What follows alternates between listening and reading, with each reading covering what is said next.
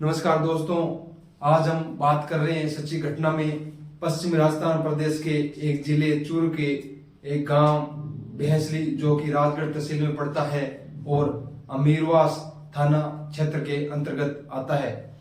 दोस्तों, ये घटना बहुत ही रहस्यमयी थी और इस घटना का सच्चा पर्दाफाश पुलिस ने बहुत ही वैज्ञानिक तरीके से करके किया।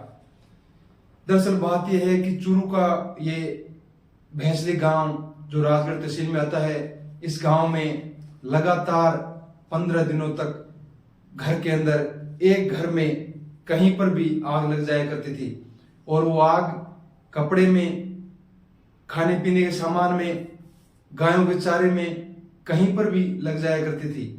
घर का प्रत्येक सामान चाहे वो कहीं पर भी रखा हो, उस सामान में आग लग जाया करती थी और उस आग का पता भी नहीं चलता था कि किस कारण ये आग लग रही है। दरअसल घटना 31 तारीख से शुरू होती है, पहले महीने की जनवरी 2024 की 31 तारीख की, जब एक भूप सिंह नामक व्यक्ति के दादी की मौत हो जाती है। उस दादी का नाम था किस्तूरी देवी और उसकी उम्र थी 82 वर्ष। दरअसल ये भूप सिंह जो घर के अंदर 7 सदस्य थे, उसमें से एक सदस्य भूप सिंह की दादी किस्तूरी देवी थी, जिसकी मृत्यु दिनांक 31/1/2024 को हो गई।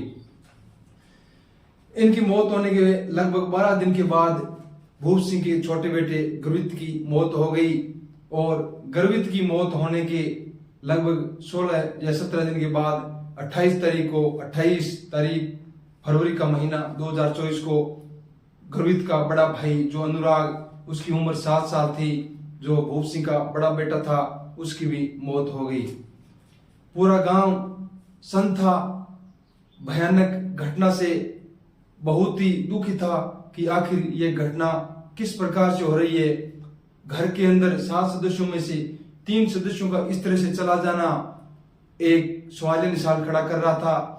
और जब अनुराग की मृत्यु हुई 28 तारीख को, उसके जस्ट अगले दिन घर में आग लगने की घटना, पत्थर आने की घटना, बड़े बड़े पत्थर और कहीं पर भी आग लगना, इस प्रकार की घटनाएं शुरू हो गई। और जब ये घटनाएं शुरू हुई तो पूरा गांव दुखी था कि ये घटनाएं क्यों हो रही है, इस परिवार का भगवान ने क्या बिगाड़ा था जो इस परिवार के साथ आज इतनी बड़ी घटनाएं जो हो रही है वो क्यों हो रही है, इसका कारण क्या है। गांव का कोई व्यक्ति समझ नहीं पा रहा था। प्रशासन को जब सूचना मिली तब पुलिस और प्रशासन भी मौके पे गया और पता लगाने के प्रयास किए कि आखिर ये आग क्यों लग रही है, किस कारण लग रही है। लेकिन पुलिस को कुछ ज्यादा पता नहीं चल पाया और ना ही गांव वालों ने और ना ही घर वालों ने पुलिस का सहयोग किया। जब पुलिस का सहयोग नहीं किया तो पुलिस ने अपने कानूनी तरीके से इसको घटना को पता लगाने का प्रयास किया। तभी गांव वाले जो सोचते हैं कि पुलिस अपने तरीके से काम कर रही है और ये परिवार आज दुखी है, इसकी पुलिस सहायता नहीं कर रही, लेकिन पुलिस कानूनी तरीके से संविधान के कानून के अंदर रहकर अपनी कार्रवाई जारी रख रही थी और ये पता लगाने का प्रयास कर रही थी कि आखिर ये घटनाएं क्यों हो रही है, 3 मौतें ये घर के अंदर कैसे हो गई। पुलिस ने जैसे तैसे गांव वालों को समझा करके घर के चारों तरफ सीसीटीवी कैमरे लगा दिए और सीसीटीवी कैमरे लगा करके घर के अंदर पुलिस के 2 जवान तैनात कर दिए। हालांकि गांव वाले भी दिन में लगभग 150-200 लोग और रात में भी 150-200 लोग घर में ध्यान रख रहे थे या रखवाली रख रहे थे कि आखिर कोई बड़ी घटना और न हो जाए। लेकिन जैसे पुलिस ने ये सीसीटीवी कैमरे घर के चारों तरफ लगवाए, सीसीटीवी कैमरे को जो रिकॉर्डिंग होती है उनकी रिकॉर्डिंग करने वाला डीवीआर 2-3 दिन के बाद जल गया।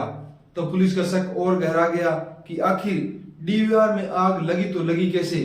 पुलिस ने पता लगाने का प्रयास किया कि आखिर डीवीआर क्यों जली, लेकिन भूप सिंह जो उस घर का मुख्य सदस्य था, उसने जो है वो गांव वालों को अपने पक्ष में करके, गांव वालों की सहानुभूति प्राप्त करके पुलिस टीम पर ही हमला करवा दिया और यहाँ तक कि पुलिस की गाड़ी में भी तोड़फोड़ की गई। पुलिस पार्टी को नुकसान भी उठाना पड़ा। तब पुलिस का शक और गहरा गया कि आखिर पुलिस प्रशासन पे हमला क्यों हो रहा है। जबकि पुलिस तो जनता के सहयोग के लिए बनी है और जनता का सहयोग कर रही है, इस घर का सहयोग कर रही है। पुलिस प्रशासन ने कहा कि हम दुख की घड़ी में आपके साथ हैं। पुलिस ने कोर्ट का दरवाजा खटखटाया, माननीय न्यायालय से यह आदेश प्राप्त किया कि आखिर ये घटना क्यों हो रही है, इसका पर्दाफाश करने के लिए हमें गर्वित का शव निकालना पड़ेगा और उसका पोस्टमार्टम दोबारा करवाना पड़ेगा। माननीय न्यायालय ने यह आदेश दे दिया कि हाँ, आप ये कार्रवाई कर सकते हो। पुलिस ने यह आदेश लेकर के जब गर्वित का शव निकाल करके पोस्टमार्टम के लिए भेजा, उधर पोस्टमार्टम के लिए भेज दिया और इधर घर पे निगरानी लगातार रखी जा रही थी। गांव के लोग सभी सहानुभूति दे रहे थे, घर के भूप सिंह के पूरे परिवार को खाने पीने का सामान उपलब्ध करवा रहे थे और भूप सिंह को ये लगने लगा था कि गांव वाले सब मेरे साथ हैं और मैं जैसे तैसे मेरे साथ एक घटना तो हो गई, लेकिन अब मैं इस प्रकार से थोड़ा सांत्वना अपने आप को दे सकता हूं कि गांव वाले इस दुख की घड़ी में मेरे साथ है। पूरा गांव भूप सिंह के साथ इस तरह से लग गया जैसे खुद का बेटा हो, खुद का भाई हो। इस तरीके से उसके साथ व्यवहार किया, उसके साथ जो मौतें हुई उनका दुख भुलाने का प्रयास किया, लेकिन जो रिजल्ट निकलकर इन मौतों का, इस घर की जो हत्या या मौतें हुई उनका जो परिणाम निकल करके आया वो बहुत ही चौंकाने वाला, बहुत ही खतरनाक तरीके से भयानक था।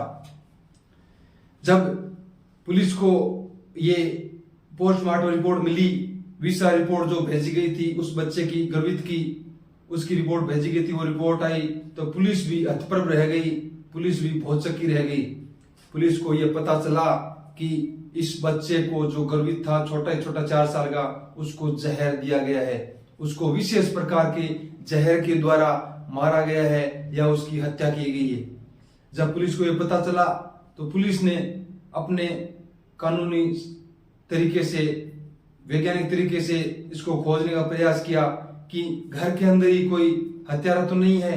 7 सदस्य घर के अंदर थे, किस्तूरी देवी की मौत हो गई, उसके बाद 6 बच्चे थे, उनमें से कोई हत्यारा तो नहीं है।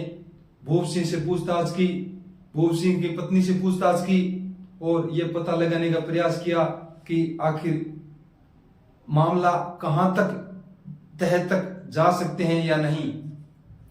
जब इस बात का पता चला पुलिस को कि भूप सिंह पर शक हो सकता है, भूप सिंह की जो पहले ही जो अपना जो व्यवहार था वो पुलिस के प्रति सहनशील नहीं था और ना ही पुलिस को सहयोग करने का था।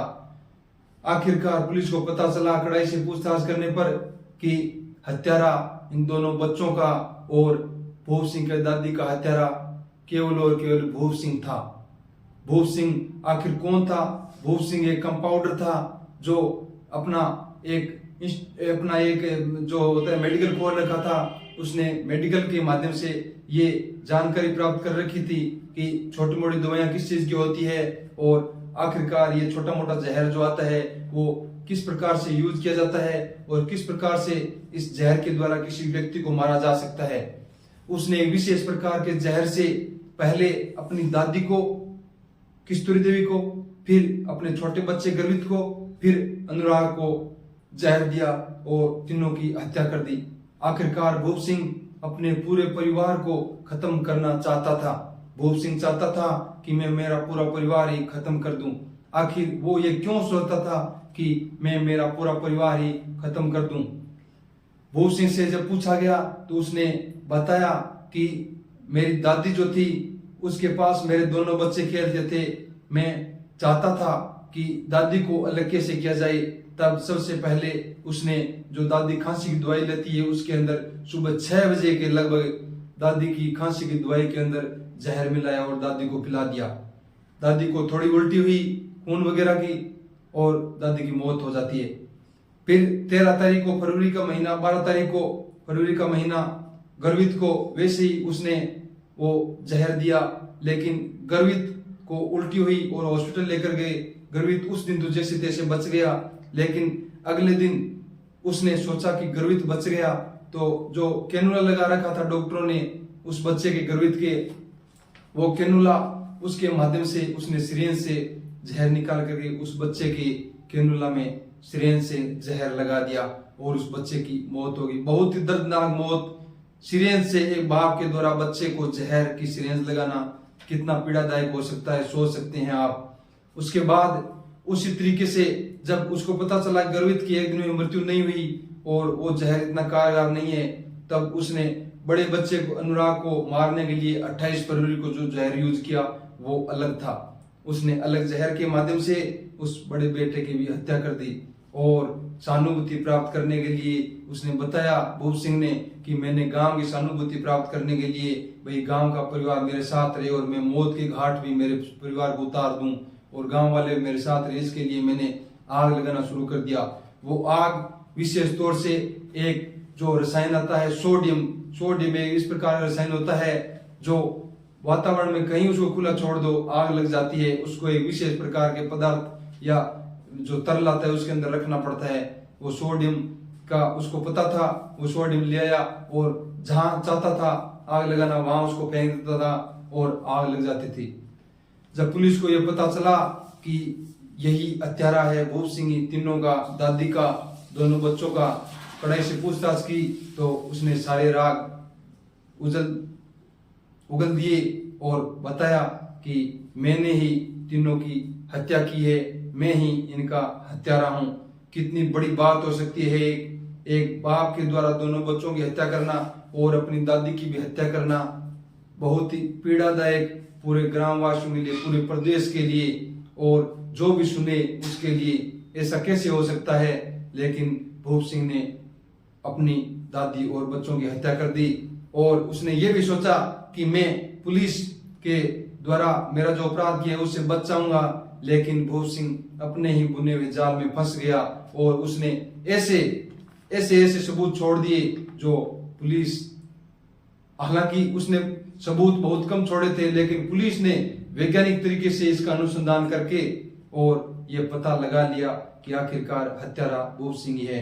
तो हमारा ये बताने का प्रयास है आप सबको कि चाहे अपराधी कितना ही बड़ा क्यों न हो, छोटा क्यों न हो, वो ऐसा सबूत छोड़ जाता है जिससे उसका पता आखिरकार चल ही जाता है। सुरक्षित रहिए, अपना ख्याल रखें और ऐसा कोई कृत्य अपन या कोई समाज का दूसरा व्यक्ति, दूसरे लोग न कर सके जिससे समाज की भावना को ठेस पहुंचे और हम सबको दुख हो। हम सब खुश रहें, सुखी रहें, यही हमारी कामना है। जय हिंद, जय भारत।